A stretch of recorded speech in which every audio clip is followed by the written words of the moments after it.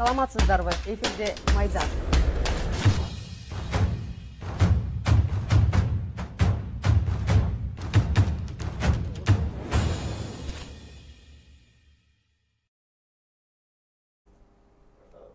Саламатсыздарбы. Говорит ТВ телеканалының түзеуісінде Майдан программасы. Бүгін біз Ұлттық банк көз қарандысыз бойдан қалыш керек пе деген темада талқы қылабыз. Бізге қонаққа келгендер профессор Юсуп Перимбаев, мұндан баштайын мен Сүйірқұл Абдыбалтегин, Ұлттық банктың төрағасы мұрдағы орынбасары, экономика министрі мұрдағы орынбасары Элдар Абакиров, жана финансы қауіпсіздік бойынша эксперт деп қойайын Сұлтанбай Айжигитов. Рахмат барыңардың келгендерге. Мен башында айта кетейін, башында біз бір 40 минуттей талқылаймыз мәселені. Кеше күні жогорку Ұлттық банктың төрағасы алмашылды, чоң талқы болды, арбашқа сөздер айтылды жогорку кеңеште. Анан арбашқа кеп болуп атат. Ұлттық банк мурдагыдай өз алдынча болбой, мүмкүн өкмөттүн курамына кириш керек деген сыяктуу жылыштар болуп аткан сыяктуу.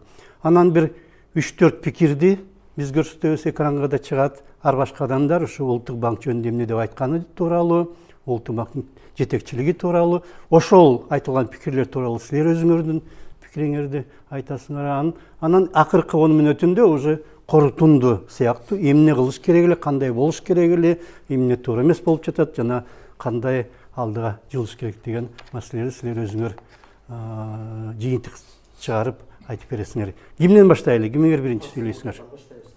Профессионалдан? Мейли, анда Сүйірқұл Абдыбалтегин, кандай болду? Кече күнкү талкууну көрдүңүзбү, уктуңузбу? Эмне болду? Жана профессионалдардын айтканына кошулуп же кошулбай кетебиз. Мейли, Сүйірқұл. Ұлттық банктын көз карандысыздыгын караганда биз өзү негизи теориялык жактан 3 категориядан турат. Биринчиси бул саясий көз карандысыздык. Бул мыйзамдын деңгээлинде бекитилген кандайдыр бир карым-катнаштардын үлгүсү.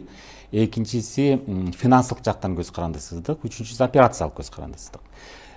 Саясий жактан көз карандысыздык боюнча биздин Ұлттық банкта мыйзамда баарысы аябай жакшы жазылган, ал өтө жогорку деңгээлдеги мыйзамда бекитилген көз карандысыздыгы бар. Азыркы жаңы конституцияда деле ошондой. Чындыгында анын аткарылышы кандай? Бул уже экинчи маселе да. Жанагы бизде аябай мыйзамдар көп, бирок алардын баарын аткара келгенде өзөгүндө эмне жатат? Эл эмнени күтүп атат, чындыгында эмне болуп калды. Бул жерден биз дароо эле операциялык көз карандыска келип такалабыз. Себеби дегенде операциялык жактан Ұлттық банктын ишине бирөө жарым кийлигишип атабы. Муну кыл, тигини кылба деп, же кайсы бир чечимдерди кабыл алба дегендей эгер аракеттер болуп аткан болсо, бул жакшылыкка алып келбейт. Өзү деги эле бийлик органдарындагы кандай министрлик болбосун, ар бир министрликте сөз түрдө операциялык деңгээлде көз карандысыз болуш керек. Министр ошол үчүн дайындалат. Себеби ал кайсы бир саясатты ишке ашырууда мамлекеттин органдары өз алдынча мыйзамдын тегерегинде аткарыш керек. Ошол эле милиция болобу, салык инспекциясы болобу, алар ушул мыйзамда жазылган нерселердин баарысын операциялык деңгээлде көз карандысыз эч кимге баш ийбестен аткарыш керек. Финансылык жактан көз карандысыздыгы бизде Ұлттық банк толугу менен өзүнүн бюджетин өзү карайт. Бүт бюджетине тиешелүү маселелерге эч ким кийлигише албайт. Бирок акыркы кечен угуп калганым, мага бир жаңылыш угуп калдым деп калдым. Жанагы Ұлттық банк пайданын бөлүгүн алдын ала төлөп берип атат. Бул эми менин оюмча туура эмес. Бул ошол операциялык жана финансылык көз карашка болуп аткан өтө чоң соккулардын бири деп эсептейм. Себеби дегенде саясий көз карандысты алып караганда түрдүү мамлекеттерде түрдүү варианттар бар. Өкмөттүн да курамында болушу мүмкүн, президентке баш ийет, кээ бир мамлекеттерде бир учурларда, мисалы үчүн Японияда 95-жылга чейин бул Япониянын банкы дүйнөдөгү 3 эң үлкөн борбордук банктардын бири. Бул Минфиндин эле бир департаменти болгон да, ошондой эле статусу болгон. Бирок ошого карабай ал бүт саясаттын баарысын тең жүргүзүп келген. Кептин баарысы анда эмес, кептин баарысы ушул аткарылышында. Бизде эмне болуп атат? Эң чоң сын пикирлердин баарысын биз эмне келип атат? Ұлттық банк өзүнүн саясатын жүргүзүүдө эң негизги экономика эл күтүп аткан маселелерди биз айланып өтүп жеңил жагына өтүп кетип атабыз да. Жеңил жагы кандай болот? Биз жанагы салыштырмалуу түрдө алмашуу курсун кармап алып эле ошонун тегерегинен чыкпай эле ошону карап эле отуруп калып атабыз да. Калган чынындагы экономикадагы инвестициялар кандай болуп атат, пайыз ставкалар кандай болуп атат дегендер алар экинчи планга өтүп эле өндүрүшкө эч тиешеси жок болуп эле Улуттук банктын чындыгында азыр жана жүргүзүп аткан пайыздык ставка менен жарыяланып аткан пайыз ставка менен экономикадагы өсүш, экономикадагы өндүрүштүн, керектөөнүн, инвестициялардын ортосунда байланыш жок десе да, аябай чабал, ал багытта али иштей турган иштер аябай көп. Эң маселенин эң оору ошол жакта өзүчү. Тилекке каршы Улуттук банк ошол маселелерди мындай айланып өтүп кетип эле жеңил жолуна түшүп алгандан болуп калды деп атам да. Мисалы үчүн мына маалымат каражаттары тууралуу деле мыйзам бар. Эч кимге баш ийбеш керек, эч кимге илгишпеш керек дейт. Биз мына бизге жакын нерсени айталы, жалаңгада мыйзамдын негизинде иштеш керек дейт. Чындыгында андай эмес да. Баары билет илгишип атканын. Ошондой эле милиция деле, прокуратура деле ошондой, анан эле баары баш ийе берет экен бийликке, анан эле Улуттук банк эле баш ийбей калыш керек деген өзүнчө бир маселе чыгып болот атпайбы? Бул жерде мен антип айткан жокмун. Улуттук банк мен сизде эмес, дегел айтып атам да. Баш ийип эле келген, мурунтан эле. Эми президенттин кандай болбосун, эми жакшылап мындай тарыхты, жакынкы эле тарыхты карап көрсөңөр, президент Улуттук банктын төрагасын кабыл алып атканда кандай тапшырмаларды берип атат. Эгерде Улуттук банк чындап эле көз карандысы болсо, президент тапшырма бергенге акысы жок. Барбаш керек да. Барбаш керек. Жогорку соттун төрайымы деле барып атпайбы? Мисалы үчүн. Кеп баарда ошондой болуп атпайбы? Бул мыйзам өзүнүн жолу менен өзү болуп атат, биздин жашоо өзү менен өзү болуп атпайбы? Сизге сураганда өкмөттүн курамында болуш керекпи, өкмөткө баш ийиш керекпи? Мына Японияда бир кезде болгон экен ошондой. Же таптакыр өзү алчу болуш керекпи? Бардык эме биз жанагы экинчи, үчүнчү деңгээлдеги эмени эле карап атабыз да. Негизги бул эмне үчүн ал көз карандысыз болуш керек? НБКР. Эмне үчүн? Бүгүнкү күнгө чейин НБКР абсолютно көз карандысыз да. Бүгүнкү күнгө чейин вообще эч кимге баш ийбейт. Президентке да баш ийбейт, правительствого тем более баш ийбейт, парламентке да тапшырма берип атат деп атпайбы? Тапшырма бергени менен аткарбайт аны. Алар өзүнүн эмесиге ал жерде закондо ошентип жазылып турган. Эгер Улуттук банктын саясатыга правительство жагынан тапшырма берилсе, саясатыга тууру келсе аткарат, тууру келбесе аткарбайт деген жер бар. Аткарбай койсо эч ким жазалай албайт. Аткарбай койсо эч ким эчтеке кыла албайт. Анан кийин бул жерде мындай да, мына Сүйүркүл азыр 3 деңгээлин айтып кетти. Саясий, анан финансылык независимость, анан жанагы операционный. Хорошо, бул жерде мындай да. Улуттук банк бул эмиссионный центр да. Акчаны эмиссировать этет. Акча чыгарат. Акча бүгүнкү күндө качан эле өзү экономический категориясынан чыгып, мындайча айтканда деңгээлден чыгып, качан эле саясий инструмент болуп калган. Коомду башкаруу жана организовать этчү, управлять этчү инструмент да бул. Акча. Акча бул. Анан кийин бул жерде бүгүнкү күндө Нобелевский премиянын финансисттери айтып атат. Бүгүнкү күндө дейт, акча саясаттын чети эмес дейт. Саясаттын мааниси дейт. Максаты деп атат. Түшүнүп атасызбы? Мындайча айтканда саясаттан да жогору турат бул. Саясатчылар ошол финансылык максатты көздөп анан саясат кылып атат да. Ошондуктан бул аябай маанилүү орган да. Анан вообще биздин могу центральный борборду Улуттук банктын эмеси аябай кызык да. Биринчиден ал биздин эле ошол закондор боюнча мына эме жакшы билет. Ал мамлекеттик орган болуп эсептелет. А бирок кайсы бутагынын органы, кайсы бийликтин кайсы бутагынын органы түшүнүксүз да. Вообще эч кимге баш ийбейт. Анан кийин 4-чү бийлик дейт, бул анда 5-чи бийлик. Бул 5-чи, бул даже жанагы президенттин да эменин да бийлигинен жогору да. Биринчи бийлик бул. Бул 4-чү эмес, 5-чи эмес, биринчи бийлик. Ошого бардыгы баш ийет. Ошондуктан саясий жағынан жерде мындай болуш керек да. Улуттук банкты, вообще эмиссионный центрди пайда болгондо 16-кылымда мына Англияда пайда болгон.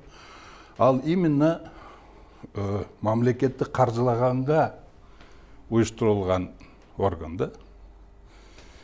Бийлик менен акчанын биригиши бул центральный эме деген. Ошондуктан бул биринчи очередте Кыргызстандын мисал мамлекеттин өнүгүүсүнө иштей турган орган да. А бүгүнкү күндө булар мындай болуп атат да, булар бүгүнкү күндө наднациональный орган болуп атат. Мына турушу боюнчачы, независим. Мына независим, политический независимость дегенден кийин бул наднациональный орган. Бирок анда суроо болот, ал кимге баш ийип атат? Кимдин саясатыны жүргүзүп атат? МВФ менен түздөн түз байланышта. Анан кийин биздин эмиссионный эмелерибиз, мисалы, жана биз бардыгыбыз эле Сүйүрбекте эле айтып кетпедиби? Оңой жолуна түшүп алган деп. Анан булар негизинен эле курсту алып алган, анан кийин инфляцияны алып алган. Жана максат деп. Анан буларда чынын айтканда, эми курсту регулировка кылуучу буларда золотовалютный резерв бар. Аны менен башкарып турат. А инфляцияны булардын колунда эмес, инфляция негизинен правительствонун колунда. Понимаете? Дело в том, что буларда бир эле рычагы бар. Жана акчанын массасын же көбөйтөт, же азайтат. Эгер инфляция болуп кетсе, акчанын массасын азайтат. Ошондон кийин инфляция түшө баштайт. А эгерде инфляция, дефляция болуп кетсе, акчаны көбөйтөт. Ошондон кийин неменин дефляция ошентип регулировка кылып турат да. Бирок бул жанагы рычагтары менен колдонгондо, ошол акчаны көбөйтүп азайтканда мамлекеттин жүргүзүп аткан экономикалык саясаты менен байланышта болбосо, аябай чоң зыян алып келет да.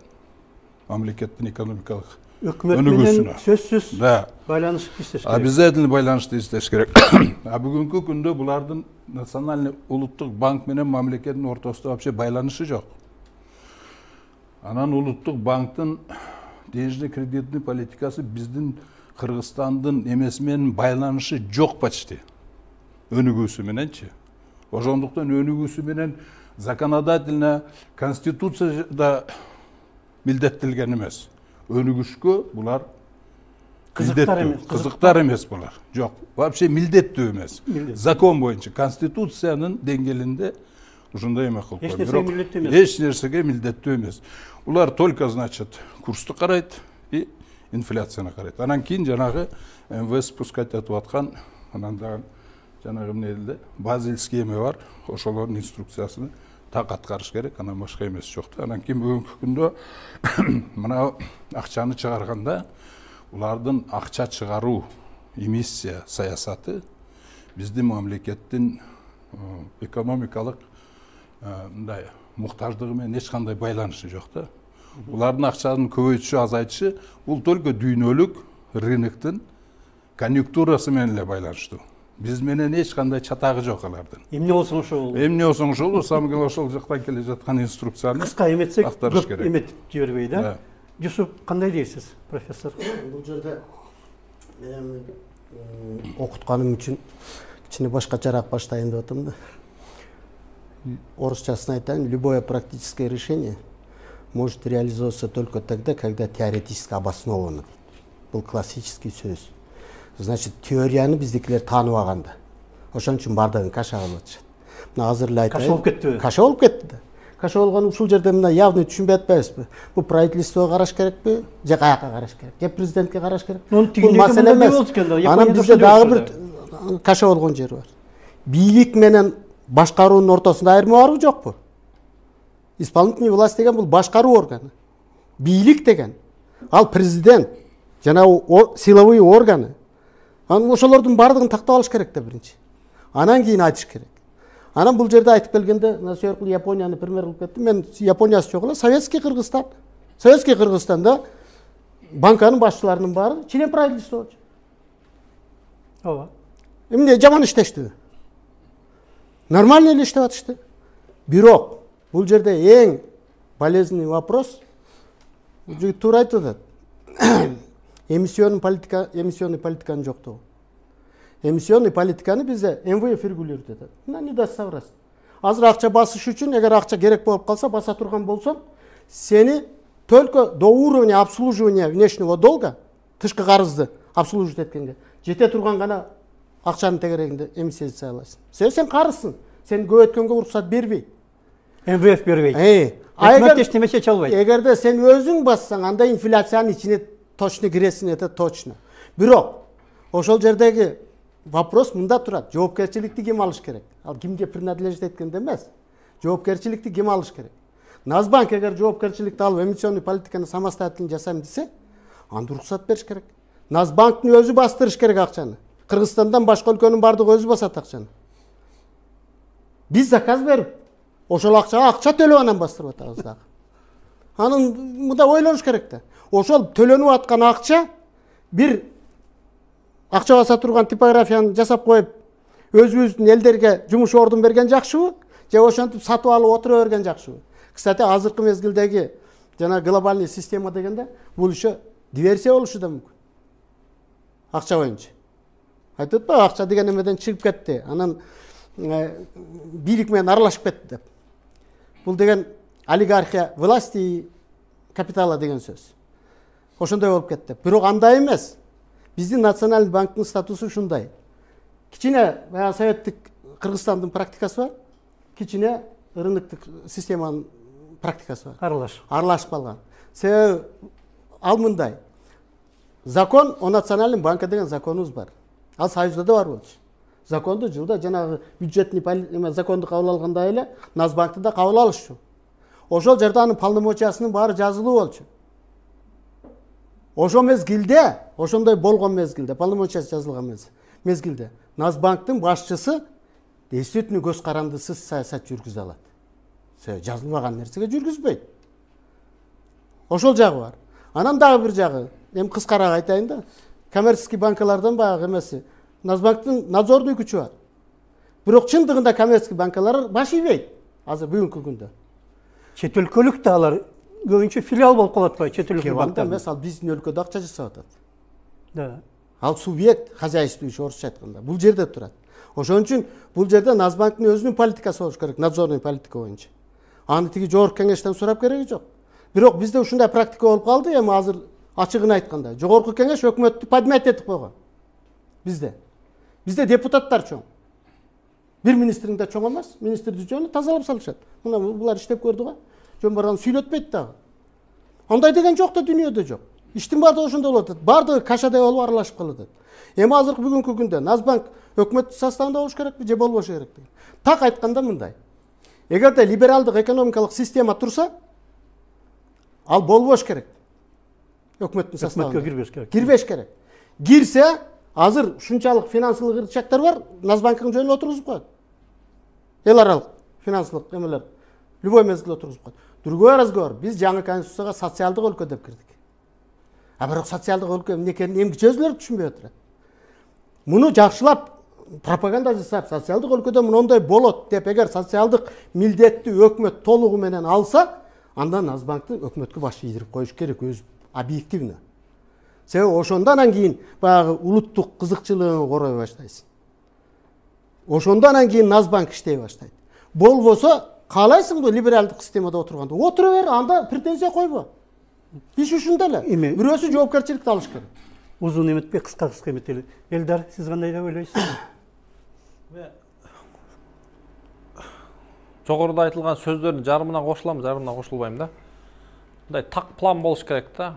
Эми албетте сен улуттук банксыңбы, президентсиңби, министрсиңби, депутатсың, баарыбыз элге кызмат кылып, ар бир кыргыз жаранынын мындай бакубат, коопсуз, бир мындай адилеттүү бир жашоосуна салым кылып кызмат кылыш баарычы. Анын ичинде улуттук банк да бар да. Бирок ошол улуттук банк кайсы учурда ошол жарандын жашоосун жакшы жакка өзгөрткөнгө эң жакшы жардам бере алат депчи. Эми бизге функциялары белгилүү, монетарлык саясат эң негизгиси, жанагы акчаны чыгарат, инфляцияны контролдойт. Эми жогоруда Япония, Корея, Түштүк Корея жөнүндө мисалдар келтирип атат. Эми ал жерде жакшылап бир изилдеп көрсөк, улуттук банк кандай таасир эткен ал жерден өнүгүү саясатына. Эми биринчи көчөт отургузуш керек, туурабы, сугарыш үчүн. бир нерсени сугарыш керек да. Көчөт отурсаң, анан аны сугарып, чоң бак кылып өстүрсөң, анан баарына көлөкө берет, мөмө берет дегендей. Көчөт бул жерде бир өндүрүш да. Эми өндүрүш дегенде бул IT ишкана болушу мүмкүн, туризм ишкана болушу мүмкүн, өндүрүш ишкана болушу мүмкүн, айыл чарба болушу мүмкүн. Кыскасы, экономикага салым кошкон ишкана, жумуш орун түзгөн, салык төлөгөн, жана башка. Ошону биз көчөт деп эсептейли. Эми ошо Япония, Кореяны карасак, булар биринчи ошондой көчөттөрдү көп өстү, отургузган, ошондой ишкерлер пайда болгон. Анан Улуттук банк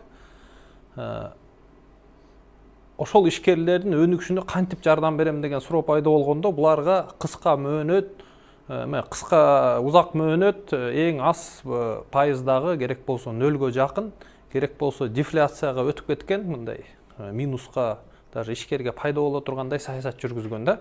Анткени ал ишкер болгон жүктү мойнуна алган.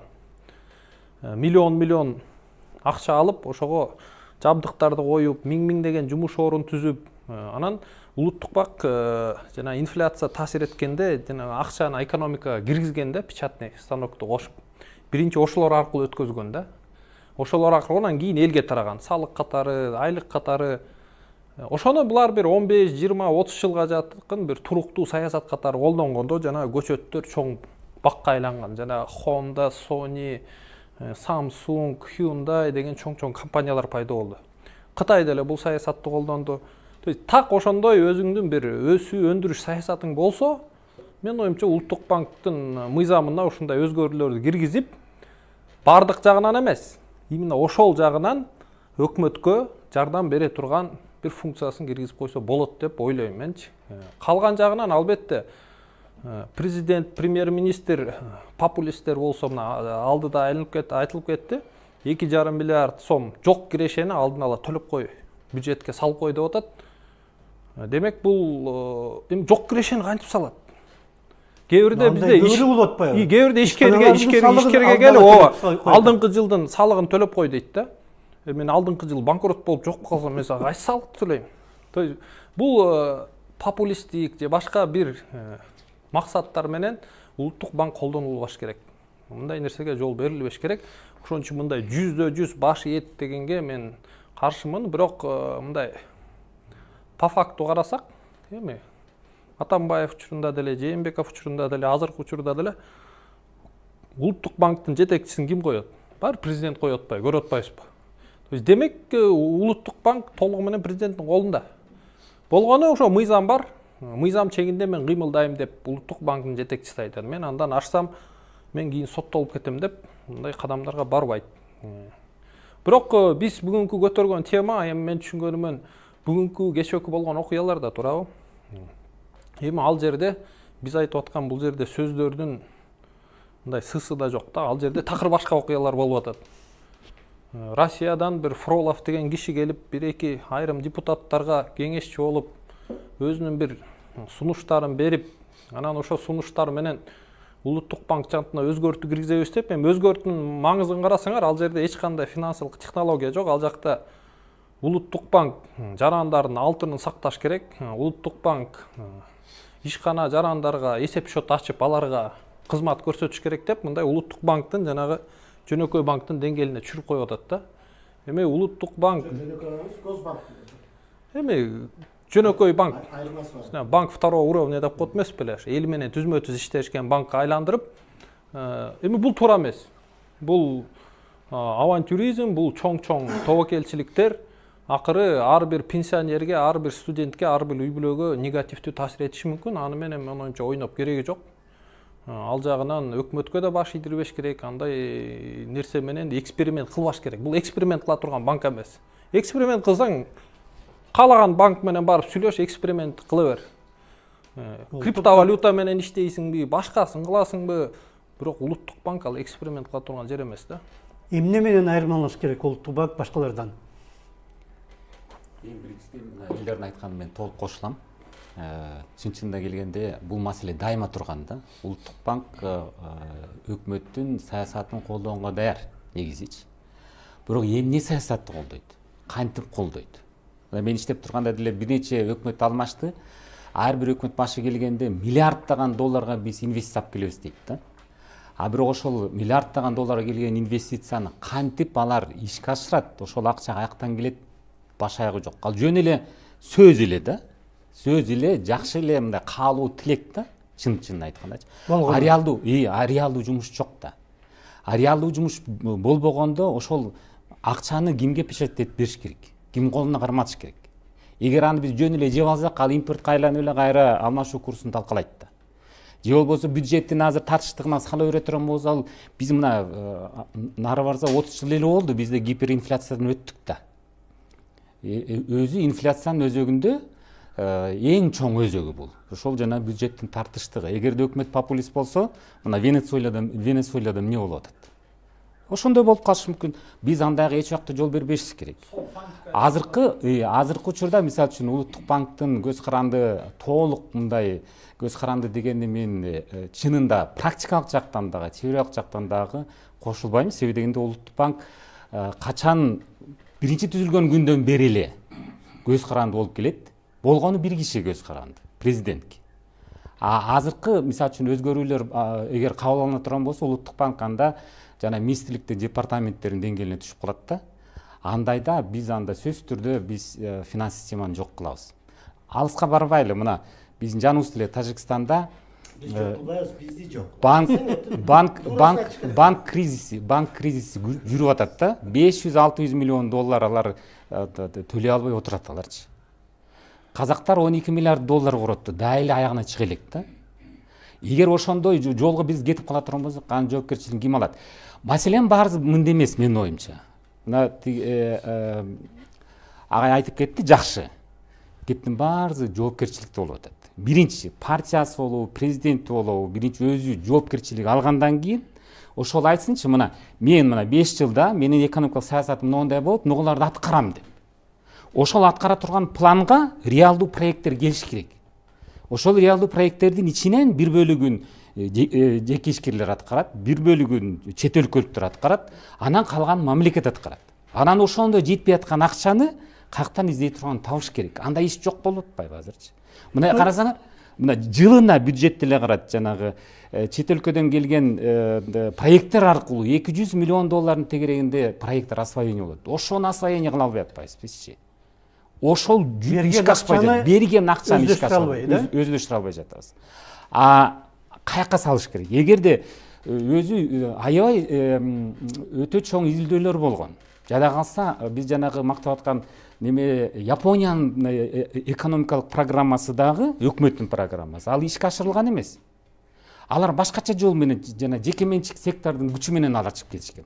Алардын койгон максаты вообще эле башка болгондо, жыйынтыгында башка секторлор өсүп чыгып кеткен да.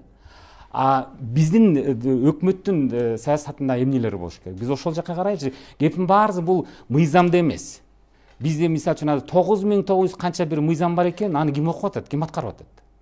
Мыйзамды өзгөртүп койгондо эле баары өзгөрүп кетет дегенден биз алыс болушубуз керек. Мыйзамды эле мисалы үчүн Улуттук банк минтип койсо анан башкача болуп кетет дегенден биз алыс болушубуз керек. Кеп анда эмес. Кеп Улуттук банкка ошо жоопту бере ала турган кишилер келиш керек. Улуттук банк кандай иштеш керек? Мына төрагасы келип туруп жарыялады. Мына мен бул иштерди аткарам. Мен жарым жылдан муну аткарам, бир жылдан муну аткарам. Өкмөт деле ошондой иштеш керек. Аткара албайм, кетиш керек. Бизде андай болбой атпайбы? Кайсы министр кеткенден эмне пайда? Баары бир иштей албаган киши кетиш керек да, жоопкерчилик кетсин. Бирок биздики бирөө жоопкерчилик алат, бирок жарым жылдан бир жылдан кетип калат, ошо ойдон эч нерсе жоопкерчилик алганбы, алган эмеспи, баары бир болуп калып атпайбы? Баары бир да. Иштеп атабы, иштебей атпайбы, баары бир болуп атат. Ошо да баары бир болуп атат. Ошон үчүн иштебеген кетиш керек, туура эле. Жок, макул кетсин, бирок жоопко эмне үчүн тартылбайт ошол кетип аткандар? Бул жерде жоопко тартылганы мындай да. Бул жерде могу Сөркулдун айтканында бүгүнкү маселе элдердин айтканына караганда, по-моему, кечеги окуялардын үстүндө болот окшойт. Эгер андай боло турган болсо, өзү дүйнөлүк практикада. Анын ичинде социализмден коркпош керек, Кытайда дагы. Азыр дүйнөдө биринчи экономика. Назбанктын башчысы независимый деген сөздүн да көз каранды эмес деген сөз. Муну анархиядай карабаш керек. Назбанктын башчысы бул улуттун саясатын жүргүзгөн кишинин бири, жоопкерчилик биринчи болуш керек. Ошон үчүн кадрды тандаганда бизге окшоп ээрчитип келе калып, сен болдуң эле, анан сени колдогон депутаттын кимде отурсаңар өзгөрбөйт эч нерсе. Бул жерде деген ар бир өлкөдө Назбанктын баягы башчылыгына кандидаттар бар. Аны профессионалдардан алат. Ошо банкада иштеп жүргөн, банкада практикасы бар, тигиндей мындайлардан алат. Муну алалы, тигини алалы. Анан алар келип өзүнүн программасын айтат. Сөркүлдүн айтып атканы ошол. Мен мисалы могу жерде моундай эмиссионный политика жүргүзөм. Анан мен моундай денежный кредиттин саясат болот. Анан могу жерде менин иштеп аткандарымдын квалификация моундай деңгээлде болот. Даже ошол деңгээлге чейин пландын баарын түшүндүрүш керек. Анан ошону тандап отуруп бирөөсүн назначить этиш керек. Бирок кечээ кандай болду? Бирок Эч кандай талкуу болгон жок. Бирок ошондо тиги жоопкерчиликти алып аткандан кийин ал ошол өтүп аткан тийиштүү органдарда дейли бийликти органда же башкаруу органда өтүп аткандан кийин ошол жоопкерчиликти өзүнө алып атат. Алып аткандан кийин кыла албайбы, кетиш керек. Андан эч нерсе өзгөрбөйт, Назбак ордунда эле турат. Анан бул жерде дагы бир Элдарды жанагы эмесине кошула турган жери бар да. Эл үчүн иштеш керек деген. Туура Кыргызстанда эмне болгондун баары эл үчүн иштеш керек. Бирок ошону кантип иштетиш керек? Улуттук банк ал структурага кирбейт. Андан жанагы Hyundai, Hyundai жана чоң фирмалардын баардыгын эч качан улуттук банктар түзгөн эмес. Аны айтыш керек. Жок, таасир эткени единственный жана процентный ставка менен таасир этишкен. Ооба, переучет менен таасир этишкен. Аны биздикилер деле жасайт. Бирок чоң жардамда ошону эми айтайын. Аны мына свое время киргизем деди Сөркүл. 11 жыл отурду го Назбанкта. Экспертный комиссия түздү. Экспертный комиссияда мен да барып жүрдүм да, билем да. Ошондо 227 миллионго чейинки эмеге жана кредитный юристтерге булар гарантия бере баштаган. Азыр кандай кылып атышат билбейм. Ошол аркылуу кыймылдаш керек болчу. Ошондой кетиш керек болчу. Анан келаткан нерсени шарттык башкармасын алмаштырып койсо жок болду, кесилди, калды. Эми кайра башынан баштасаң андай эффект бербейт уже. Значит, жана Назбанктын башчысын тандаганда нормальный тандаш керек. Кыргызстанда жаман киши жок, баары эле жакшы. Билбеген киши жок, баары эле билет. Бирок ошонун ичинен дагы билгендердин ичинен ошо билгендер өзүлөрү могу болсун дегенди алыш керек да. Анан келип алып биз же капитализм эмеспиз. Даже капитализмде мындай кылбайт. Капитализмде профессиональный эмеси жок болсо вообще жакындатпайт. Андай эмелерге, конкурстарга. Эгер социализм болсо, анда туура анда назначить этиш керек. Анда коркпой социализмге өтүш керек. Анда эле жаман жактары жок. 70 жыл жашадык. Ошон үчүн бул жерде Назбанктын главный нерсеси дагы бир жолу кайталайм. Бул жоопкерчиликте, бул бир эле Назбанк эмес.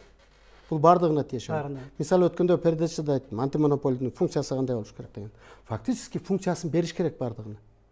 Анан жанагындай регулировать эткенде парламент не регулирующий орган. Правительство тоже не регулирующий орган.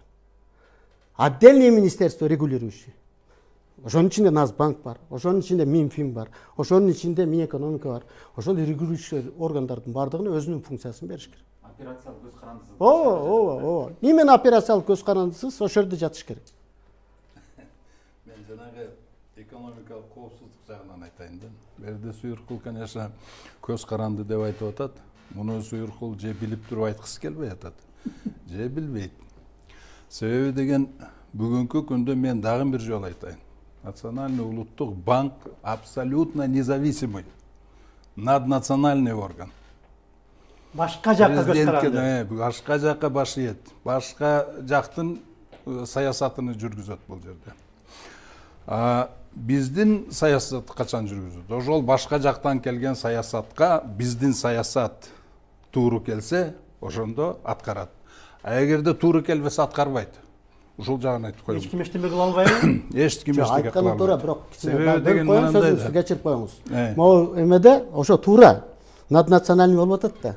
Ким ошого уруксат берип атат? Азыр мен айтып коеюн мындай да. Закон алып аткандар уруксат бербесе, президент уруксат бербесе, майда чуйдага кирип кетпешибиз керек да. Себеби деген 100 жылдын ичинде дүйнө жүзүндө определенный финансовый система орношуп калган. Алардын командирлери совсем башка. Даже Соединенные Штаты да эмес. Бул просто глобалдык капитал. Ошолор башкарат бүт дүйнөнү. Анан кийин бул жерде мен эмнени айткым келет? Мына жоопкерчилик жөнүндө болуп атат да. Анан берде мындай да, биз буларга каршы туруп турган бир эле Сталин болгон. Это советская, сталинская финансовая система, когда он предложил жанагы золотой рубльды. Понимаете? Алардын немеси эки тепкичтүү болсо, кредитный системасы. Бизде бир эле тепкичтүү болгон. Себебі бизде план болгон. Ошол планды аткарыш үчүн бир эле тепкич болуш керек. Мисалы бүгүн эмеде Кытайда мындай да анан ошондуктан союз бузулгандан кийин биз бардыгы ошол глобальный системада 100 жылда орношуп калган финанс системаны бир четелебиз. Чынын айтканда Национальный банк даже өзү эмиссия кылбайт. Это всего лишь өзүнүн акчасын чыгарбайт. Базасы жок өзүнүн акчасын чыгарган. Ал бирөөдүн акчасын негизинде чыгарат. Мындайча айтканда. Доллар болсо акча чыгарат. Доллар болбосо чыгара албайт. Же алтын болуш керек. Но бирок бүгүнкү күндө в основном доллар. Понимаете, в чем дело? Ошондуктан алар биздин Национальный банк, улуттук банк. Бул всего лишь МВФтин обменный пункту, ФРСтин. Всего лишь обменный пункту. ФРС американыкы? Американы. Анан бул жерде мындай да. Бардыгыбыз ошо глобальный системанын бир четибиз. Даже бул жерде биз айтып атабыз, антып туруп эгемин. Жок, биз эчтеке кыла албайбыз бул банк мененчи. Единственный биз анча-мынча жоопкерчиликтигини үстүгө коюп коюшубуз керек. Бул үчүн жанагы конституцияга инфляция же болбосо курска деген эмесинде өнүгүүсүнө, Кыргызстан экономикасынын өнүгүүсүнө милдеттүү, обязан, отвечает, жооп берет деп киргизип койсок эле, Национальный банктын саясаты совсем башкача болот. Бир эле сөздөн бө? Бир эле сөздөн да. Анан кийин Национальный банктын законуга да ошону киргизип коюш керек. Ошол конституцияга киргизген негизинде бу жерде айтыш керек. Инфляция менен жанагы менен байланыштуу өнүгүүгө да жооп берет деп. Кыргызстандын экономикасынын өнүгүүсүнө жооп берет деп киргизип коюш керек. Ошондо гана неме болот. А так биз независимый болобуз андайымда аны кыла албайт, даже Кытай кыла албайт аны. Понимаете? Вторая, фактически первая мощная страна, Кытай да жасай албайт. Кытай жасайт, эмне жасайт? Жасай албайт. Жасайт. Бүгүн деле аны жасап атат, бирок андайда алар мындай частично. Булар олордун эмеси эки этаждуу эмес системасы. Есть мындай эме бар да, то есть одноступенчатый бар, одноуровневый, и еще двухуровневый бар. Аларда смешанный, да, понимаете? Жанагы эмелер менен одноуровневый банковский система менен өзүнүн планы менен ошол планды мына Кытайдын компартиясы план коюп атпайбы долголетний? 5 жылдык, 15-20 жыл. Ошого жараша булар ошол политикага жараша денежный кредитный политиканы жүргүзөт. Өз багында СССРде ошондой болгон. Центральный банк, государственный банк. Ошондой да, анан ошо мен ошону эле айтып койгум келет, что бүгүнкү күндө эч жаканы баягы ошондой эле бойдон кала берсин. Анан кийин азыркы күндө ал системаны эч ким бузбайт. Эгер биз аны буза турган болсок, сразу изгой болобуздан бул агай айткандай бизди жок кылат. Биз өзүбүз жок болуп кетебиз. Биз өзүбүздөн өзүбүз еще жардам берет бизге жок кылган. Кантип жардам бериш керек? Анда конституцияны өзгөртүшүбүз керек да кайра дагы. Өнүгүүгө кантип жардам бериш керек? Волков боятся в лес не ходить деп. Правильно. Султан агайдын сөзүнөн кийин менде көп суроо пайда болду. Кантип Япония өнүп кетти, кантип Түштүк Корея өнүп кетти, кантип Тайвань, Кытай. Эме мүмкүн жанагындай теория всемирного заговора, билбейм, масонский ложа, ФРС, жана башка албетте анын баары болушу мүмкүн.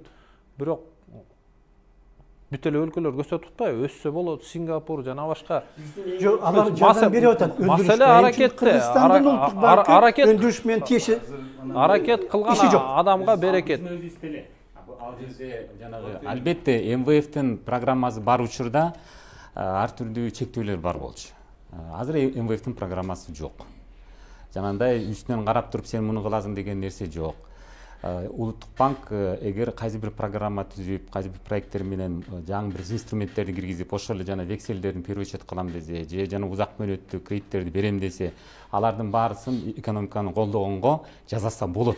Буга эч кандай кошумча мыйзамды өзгөртүштүн деле кереги жок. Буга болгон эле Улуттук банктын жетекчилигинин эле жоопкерчилиги керек. Акылдуу керек. Эрк керек. Ушул туура деген жол дегенге түшүш керек. Азыр мен айтып берейин. Постоянный качаттар. Жоопкерчиликтен качаттар бар. Ошондуктан конституцияга киргизип коюш керек. Өнүгүүгө жоопкерчиликтүү деп киргизип коюш. Сиз экөөбүз иштеп турганда аны мыйзамга киргизгенбиз. Биз кеткенден аны мыйзамдан алып салышты. Жанагы экономикалык өсүшкө Улуттук банк жооп берүүчү. Кимдин давлениясы менен алып салды? Мен билбейм аны. Ошондо билбейсин. Ошондуктан иш керек. Алып салды. Жок, кеп анда эмес. Мына ошол мыйзам, жок, ал мыйзамдын проекти түзүлүп атканда, биз ошол МВФ менен эле иштешкенбиз, ал жерде эч кандай маселе чыккан деле эмес. А кийин мыйзамды кабыл алганда түшүп калганы мен аны чынын айтсам билбейт экем. Кеп анда эмес. Бул жерде жанагы эмиссиялык борбор, тигил булардын баарысы булардагы принципиалдуу теориялык жактан караганда макул болсок болот. Принципиалдуу түрдө биз өзгөртө албайбыз деп. Бирок ошол эле учурда биз ошол системаны алкаган деле бизге керектүү акчаны деле чыгарып, бизге керектүү ресурстарды деле берип иштесе болот. Мына элдер жакшынакай эле мисалдарды келтирип кетти. Ал жерде эч кандай чектеген эч ким жок. Мен азыр бир эле кечирип, бир эле мерсени мына элдердин эмеси, мына Япония примерлерди келтирди андай мындай. Мындай да бул жөн совсем чоң формат бул. Бул жөнүндө көп сүйлөсө болот. Бирок мен бир нерсени айтып коеюн. Бардыгын каша кылып салганда түшүнүк каш. Себеби деген Германия, Япония, Южный Кореянын принциптери бир болгон. Булар бир принцип менен өргүп кетип атат. Муну отдельно сүйлөшсө болот. Бирок жок, токтоп туруңуз. Анан кийин жанагы Сингапур, Гонконг — это совершенно другая ситуация. Башка, вообще анын фундаменты башка. Ошол эле Малайзия, жанагы Индонезия, алардыкы башка. Понимаете, в чем дело? Булар здесь не надо кашу делать. Надо просто жанагы определенный принцип бар. Есть теория развития, она одна, бирөө эле. Просто ал теория развитияды ар бир мамлекет өзүнүн улуттук шартына ыңгайлаштырып туруп, анан кийин ишке ашырат. Понимаете, в чем? Ошондо эле айырмасы. А так бир эле теориясы. Биринчи бөлүгүбүз бүтүп калды. 40 мүнөт өтүп кетти. Мен бир 4 эмени окуп берейин. Пикирди ар башка адамдардын жана документтерден. Улуттук банк жана банктар тууралуу мыйзамдын 19-беренесинен кичинекей үзүндү. Улуттук банк өз ишин банк мыйзамдарында белгиленген компетенциянын чегинде өз алдынча уюштурат жана жүргүзөт. Улуттук банктын мыйзамдуу ишине мамлекеттик органдардын кийлигишүүсүнө жол берилбейт. Мамлекет улуттук банктын өз ыйгарым укуктарын ишке ашырууда көз каранды эместигин кепилдейт. Улуттук банктын ыйгарым укуктарына карама-каршы келген ченемдик укуктук актыларды кабыл алууга тыюу салынат деп жазылган. Кечээ күнү Мурадыл Мадеминов, Жогорку Кеңештин депутаты, минтип сүйлөдү. Биздин депутат Саматбек Ибраев 2-3 айдан бери Улуттук банктын төрагасы Толкунбек Абдыгуловдун тегерегинде аябай терс пиар кампания жүргүздү. Ибраевдин жанында Орусиядан келген бир аферист Владимир Фролов деген киши келип үйүндө жашап жүрдү. Аны улуттук коопсуздук боюнча мамлекеттик комитет текшерсин. Кыргызстан акыркы убакта абдан кыйын кырдаалда жашап жатат. Бир гана улуттук банк өзүнүн функционалдык милдеттерин толук аткарып, финанс тармагын туруктуу алып чыгып кетти, дейт. Наталья Никитенко кечээ күнү Жогорку Кеңештин депутаты. Биз азыр кайсы бир топтордун кызыкчылыктарынын тирешүүсүнө күбө болуп жатабыз. Бирок бул биздин өлкөгө керек эмес эле. Курч экономикалык кризис учурунда улуттук банктын туруктуу иштешин камсыз кылып, гиперинфляциянын алдын алып, кесипкөй мамиле кылыш керек эле. Бул жерде саясатташпаган чечим кабылданышы керек болчу. Кайсы бир топтор көз карандысыз органга басым жасабаш керек болчу. Бул орган саясатташпаш керек эле, дейт. Чыңгыз Макешев, Жогорку Кеңештин депутаты. Тилекке каршы биздин банктардын инвестиция маселеси менен иши да жок. Биздин банктар ломбардтын гана милдетин аткарып калган. 24 банк менен 100дөн ашык микрокредиттик уюмдун бири дагы инвестиция кылбайт. Кимдир бирөө банкка келип кайсы бир инвестициялык сунуш айтып, анан ошол адам менен банк биргелешип ошол маселенин үстүндө иштеген уктуңар беле? Жок. Алардын болгон иши кимдир бирөөгө насыя берип, анын үйүн күрөөгө коюу жана ал банкрот болсо үйүн тартып алуу. Бул тармак өтө терең кризисте, деди. Кандай пикир айтасыңар ушул 4 үзүндү жөнүндө? Жана сиз биринчи айткан эмеңиз абсолютно независим экенин ушул көргөзүп турат. Эч кимге баш ийбейт. Мисалы банк системасы боюнча, банк немеси боюнча эгер Жогорку Кеңеш даже кандайдыр бир законду кабыл алса, эгер улуттук банк кол койбосо, ал закон өтпөйт. Эч качан өтпөйт. Аны президент да заставляет. Мына гезиттер маалымат каражаттарын деле мен мисалга жана келтирдим эле. Анда деле ошондой жазылган. Эч кимге баш ийбейт, жалаң гана мыйзамга баш ийет. А чындыгында редактор дагы, директор дагы маалымат каражатынын, анын өйдө жагындагы министрлер дагы, ал эмес президенттин администрациясы аягында президент эмне кылам десе кылат. Мамлекеттик маалымат каражаттарын. Нарнаевич, сиз 4-чү бийлик менен 1-чи бийликти салыштырбаңыз. Это совсем другой. Биринчи бийлик жазылганы бир болуп атпайбы? Биринчи бийлик өзү бүт барды бийликтин үстүндө турса, ага ким бирдеке дей алат? Ал абсолютно независимый. Сиздин үстүңүздөн турган начальникке сиз эмне деп айта аласыз? Ал сизден независимый да. Эгер биздин парламент, биздин президент, биздин правительство национальный банктан ылдый турса, кандай ага бирдеке дей алат? Эчтеке дей албайт. Себебен ал жакта. Андай ошондой да, анан бирок ошондуктан айтам. Бирок мисалы МВФ деле башкасы деле каршы эмес. Ошол эмени алар жөнүндө эчтеке жазылган. Анан кийин бул жерде мындай. Бизди мындай да, бизди түздөн түз колониальный системанын администрация киргизгандай мындай кылып, войскасын киргизип башкарып аткан эч ким жок. Это уже в прошлом. Это 19 век. Понимаете? И начало 20 века, возможно. Бүгүнкү күндө акча аркылуу башкарат бардыгын. Акча аркылуу бардыгыны зависим кылып, бардыгын карызга баттырып туруп, анан баш ийдирип алгандан башкарып атат азыр. Каалагандай башкарат. Ошондуктан азыр мына төрт пикир жөнүндө эметсек, муну аягында эметсиңер ушундай нерселерди. Юсуп, кандай дейсиз? Мына төрт айтылган нерсе. Бул жерде төрт пикирде төрт карама каршы көз караш туруп атат. Төртөө төрт башканы айтат. Биз ошону үйрөнбөй атабыз да. Биз бардыгыбыз глобалдык масштабта түшүнөбүз. Кыргыздардын любой глобалдык масштабта ойлонушат. Глобалдык саясат жүргүзүшөт. Каякта бир жок теориялар айтышат. Биз Кыргызстанда жашап атабыз. Баягы кыргыздарда алыбек алыңа жараша иш кыл деген сөз бар. Өзүбүздүн абалыбызга жараша иш кылышыбыз керек. Аны сурап кереги жок. Ошон үчүн могу төртөөнүн айтып аткан жерде айткандары эле ушул. Не себептен кечеги эме председатель болуп калды? Не себептен бирөөлөр кийлигишип атат? Тигиндей мындай деп. Бул жөнүндө сөз кылдык, кандай болуш керек деген. Бирок бул жерде бир айтып кое турган нерсе бар да. Ушундай көз караштар менен элдин алдына азыр мына силерде чыгарып атасыңар, элдин башын дагы көбүрөөк айлантасыңар. Себеп дегенде мындай да, мына ошол жанагы бул киши айтып кетти, акча саясат жүргүзүп атат, анан ал жерде алтының болсо башкача болот деп. Анан кыргыздар сөз сурайт, алтының турат го деп. Эмне кылабыз дегенде кыргыздардын жообу ушул болду 2-3 жыл мурун. Да алтындан акча басабыз деп. Ушундай абсурдка чейин барбаш керек да. Ошого жеткизбеш үчүн моундай көз караштарды ачык айтыш керек. Азыркы айтылып аткан могу пикирлердин биринчи закондогусунан башкасы логически эч кандай эме менен связан эмес. Банканын деятельности менен, банканын иш аракеттин байланышкан эмес. Ошон үчүн мындай нерсени отуруп алып, бул экономикалык суроо деген проблема деген эмоцияда чечилбейт бул. Талашып тартышта чечилет. Анан бул жагына келгенде бир нерсени айтып коюшум керек эле. Биздин мамлекетте экономикалык илимге востребованность жок.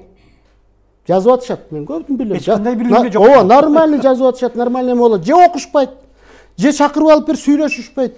Акырын отуруп алып бир совет түзүп алып деле бир министрин ответственный кылып койсо ошону жасаса болобу? Болот. Вактыбыз. Так что кыска, анткени убактыбыз өтө көп короп кетти.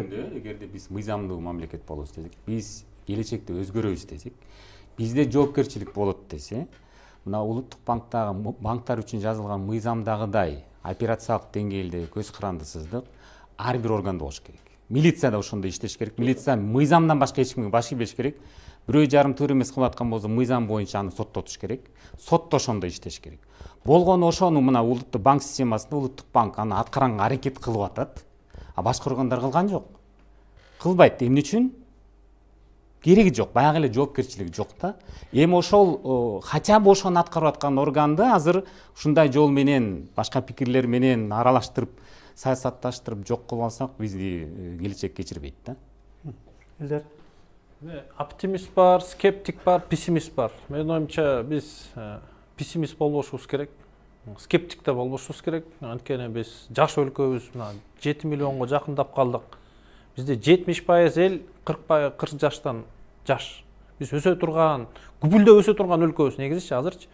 Ошон үчүн жана биринчи айтканымда мен кошуп коет элем, мыйзамга мындай эле өзгөртүү киргизип. Андан тышкары улуттук банк ушундай ишканаларга, билбейм, жана кредиттик рискти экинчи банктарга кошуп, ушундай узун мөөнөттүк акча берсе болот деп, бул негизи 3-4 жыл мурун башталган. Жана орус-кыргыз фонду жабыдыкка акча берсе, оборотный капитал деп коет, 6 айлык сом менен акча улуттук банк берчи банкка. Анан ошону экөөнү кошкондо бир 100дөгөн ишканалар азыр ошол акчаны алып өсүп өнүп атат.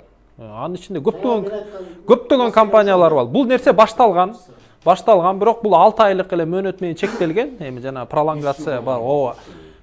Муну кенен кесир колдонуш керек, өстүрүш керек. Мыйзамга керек болсо ошо өзгөртүүнү кошуп койсо болот. Экинчи, үчүнчү айтылган нерсеге мен толугу менен кошулам. Мында айтканда пландуу өсүү программа менен авантюризмди аралаштырбаш керек. Эми бул репутациясы интернетте жакшы эмес адамды кеңештерин колдонуп, анан улуттук банкты эксперимент кылбаш керек. Бул авантюризм. Төртүнчү нерсе, Чыңгыз Манкешов айткан нерсеге эми эмне булар кылбайт, булар жаман деген, эми муну айтып коюш өтө жеңил да. Мен, например, Highland Capital дегенди билем. 35 миллион долларга жакын акчаны түз инвестиция кылып, ондогон ишканаларга берди. Сону ишканалар Кыргызстанда бутка туруп, 100 миңдеген жумуш орун түзүп атат. Аны Гарвардты бүтүп келген бир жигит ачты, Американын капиталын алып келди, башканын капиталын алып келди, унчукпай кылып атат. Өзүнү пиар кылбай эле. Кээ бирлер болсо, "Эй, мону кылбай атасың" деген урушат. Эми колуңан келсе кыл, колуңан келбесе жөн эле критикалаган туура эмес деп ойлойм. Биз анда акыркы 10 мүнөтүбүз калды, 9 мүнөт калыптыр. Эмне кылыш керек, эмне туура эмес болуп атат, кандай өнүгүш керек деп кандай баштайлы? Мындайдан баштайлыбы? Мен жана уже айтып кеттим. Конституцияга кошуш керек. Бир эле сөз. Бир эле эмен сөздү. Улуттук банк Кыргызстандын экономикасынын өнүгүүсүнө жоопкерчиликтүү деп. Ошону кошсо улуттук банктын эмеси совсем башкача болот. Бүт бардык закондордон ошого туура келтириш керек. Механизми кандай болот? Ошо жазып койгонду аткаруу. Бул аябай көп нерсе, азыр көп сүйлөдүң деп коесуз. Азыр кылып коесуз. Анан кийин бул жерде мындай өткөндө жана кумтор жөнүндө сөз болуп атканда эсиңизде барбы? Наждакта. Акырында эмне кылыш керек дегенде биз айтканбыз. Значит, кумтордун акчасын эмне кылыш керек? Алтын эмне кылыш керек? Кумтордун алтыны биздин кызыкчылыкка иштеш керек. Но бирок бул кумторду кызыкчылыкка иштеш үчүн жөн эле аны сатып берип туруп, металлом катары анын акчасын алып, мындай кылган болбойт. Бул жөнөкөй нерсе да. Ал коррупция менен байланыштуу болот. Муну финансы катары алтын бул финансовый актив да. Аны финансовый актив катары иштеш үчүн ал алтынды банковский системасынан өткөрүш керек. Ошондо банковский системадан өткөрүп, ошону акчага айландырып, ошонун негизинде актив катары колдонуп туруп, эми бул отдельный чоң тема. Анан ошондо анан кийин эме кылыш керек. Но бирок экинчи жагы, мындай кылыш үчүн, алтынды иштетиш үчүн биздин 3000 тонна алтыныбыз бар. Мунун баарын Кыргызстан иштетиш үчүн биринчиден жанагы банковский системаны өзгөртүш керек. Жанагы конституцияга киргизиш керек. Анан самый главный правительство мындай дебеш керек да. Правительство бул жаман менеджер, государство бул эчтеке киришпеш керек. Бардыгын рынок чечет, рынок бардыгын жыргатат деп өзүнүн четке алып туруп алды да. Ошондуктан национальный банк эмне кылганын ошону жасап атат. Ошондуктан бул жерде манандай да рынок башкарат деген бул текущий моментте рынок башкарат. Ал ресурстарды эффективный бөлүштүрүп турат. Жетишпеген жагына капитал таштап турат. Убакыт деген бар. Бул жерде значит обязательно план болуш керек да. План менен мына Кытайга окшоп, планирование менен рыночный жанагы самоуправляемость бириктириш керек. Вот ошол кыска айта турган болсок. Да. Мен жанагы эле нерсени кошуп, эми жалпысынан өнүгүүгө жооп берет деген мен оюмча туура эмес. Мына популисттик кадамдарга колдонуп кетиши мүмкүн. Конкреттүү жазыш керек. Мындай колдонсо болот депчи жанагы. Мен Кыргыз экономикасына жалпы көз карашым, мына азыр Кытай, Кыргызстан, Өзбекстан темир жолун салабыз деп атышат буйруса. Мен ошону канча жылдан бери? Эми азыр мындай айтылып атат көбүрөөк. Ошону мен оюмча салыш керек. Көптөгөн ишканаларга өскөнгө жардам бериш керек. Мына Дордойдун 20 жылдык тарыхы бар, Кара Субадан. Ошол жерде бир топ балдар бар, 10 жыл, 20 жыл бир нерсени соода кылып, ошону жасаганы үйрөнүп алышты. Ошолорго кичинекей цех, анан бара-бара чоң ишкана ачканга жардам бериш керек. Ошондой миңдеген балдарды чоңойтуп, банк жардам бериш керек. Эми биринчиден өкмөт. Эми жана Жапонияны карасак, Жапонияда эмне болгон? Биринчиден 100 000 деген баланы дүйнөнүн эң жакшы университеттерине жөнөткөн. Балла билим алып келе, үйрөнүп келе ошол. Германия, Америка, Англия кантип ошонун баарын курду, үйрөнүп келе деп, анан ошо балдарга мындай айтканда отургузуп, эми мына ишкана ачкыла, мына эми ушул ишканаларды чоңойтконго биз силерге жардам беребиз деп, жандай узак мөөнөттүк акчасын берип, жанагындай соода, экспорт, импорт келишимдерине жардам берип, стимулирующий механизмдерди колдонуп, эми бул жаш көчөт кезинде колдонулат. Султан ага айтып атпайбы? Толук базар экономикасы деп калтырып койбош керек. Менин оюмча ошо көчөт музоо кезинде жардам бериш керек. Уй болгондо эми ал уже баарыбызды багат да. Ошо.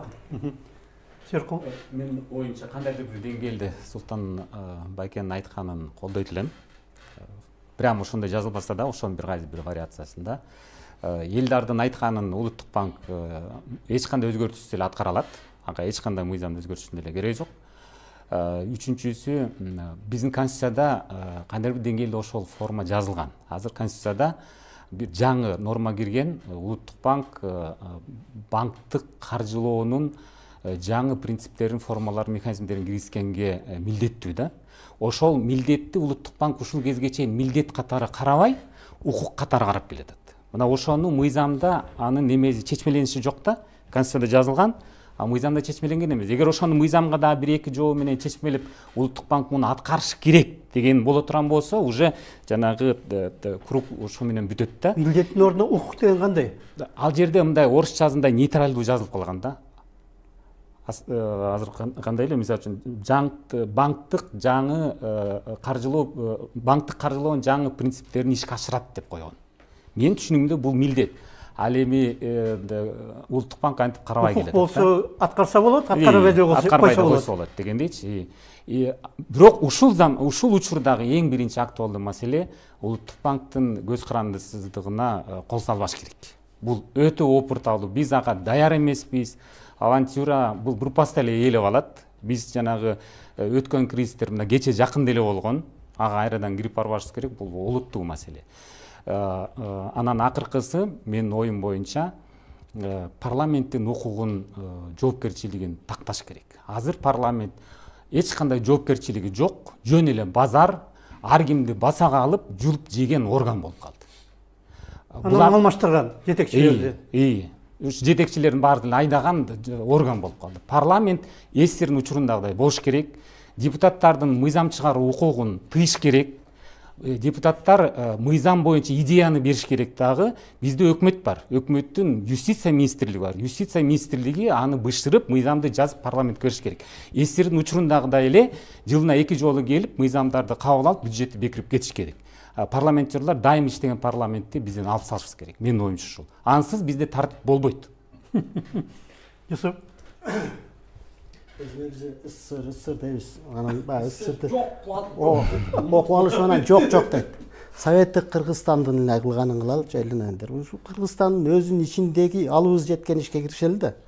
Советтик Кыргызстандагы ушундай болчу десең туура ошол.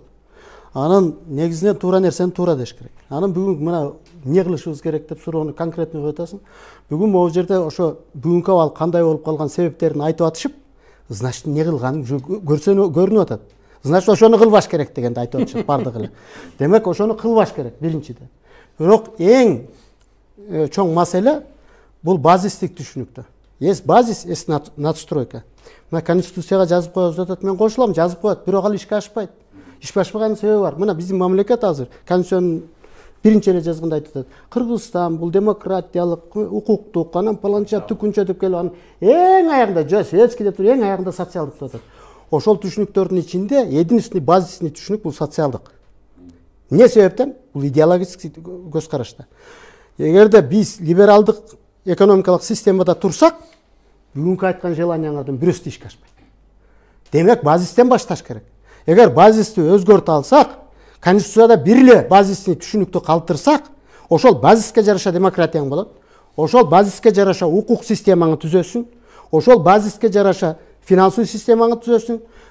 Жалпысынан келгенде жалпы Кыргызстандын экономикалык оңолушу ошол жерге келет. Ошон үчүн бүгүнкү күндөн баштап мына могу специалисттер көп нерселерди эме кылып атышат, мисал кылып келтирип атышат.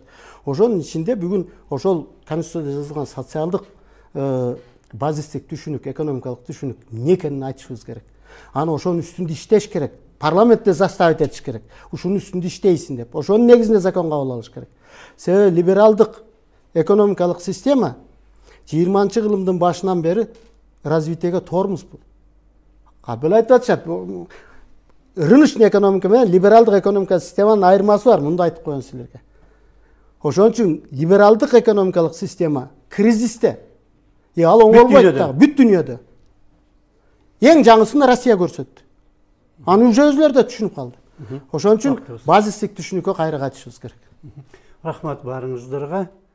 Убактыбыз аяктап калды. Бүгүн биз Улуттук банк көз карандысыз бойдон калыш керекпи деген темада талкуу кылдык. Биздин талкууга профессор Юсуп Пиринбаев, Сүйөркул Абдыбалы-Тегин, Улуттук банктын төрагасынын мурдагы орун басары Элдар Абакиров, экономика министринин мурдагы орун басары жана Султанбай Айжигитов, каржылык коопсуздук боюнча эксперт деп аталат. Рахмат баарыңыздарга, саламатта болуңуздар. Саламатсыздарбы? Эфирде Майдан.